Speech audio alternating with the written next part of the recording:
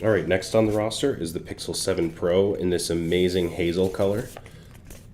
Yes, it is called hazel. Cool. I couldn't remember exactly what Google decided to call it, if there was some googly name.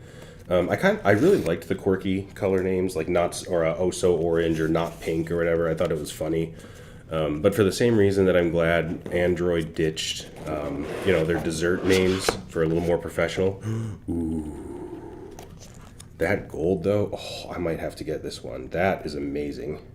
That is way nicer than it looked online, which is saying something. Like, look at this. It looks dingy there, but this is literally chrome. This is not frosted. This is chrome.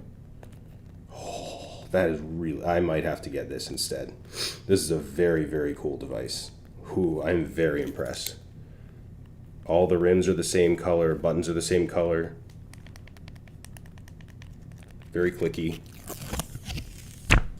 I really like that this one is not as curved. It is still curved, which again, take it or leave it. But this is a badass device. Fingerprints aren't nearly as bad as this one. Oh, yeah, I'm really reconsidering the white one that I was planning on getting at this point. Let's get it powered on. This is going to have, as you can see, pretty symmetrical bezels. The curve is much less drastic than the 6 Pro. So I think that's going to be good. It's going to have 3 lenses, again with the telephoto, and then the 48 megapixel main sensor that does not bin down this time, which is awesome. Wireless charging, obviously, reverse wireless charging, all that good stuff.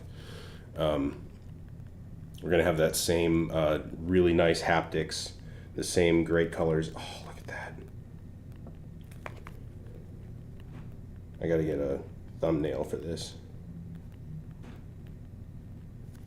And the same startup screen. That is really, really nice. If you're going for either one of these, go for this one. Hands down.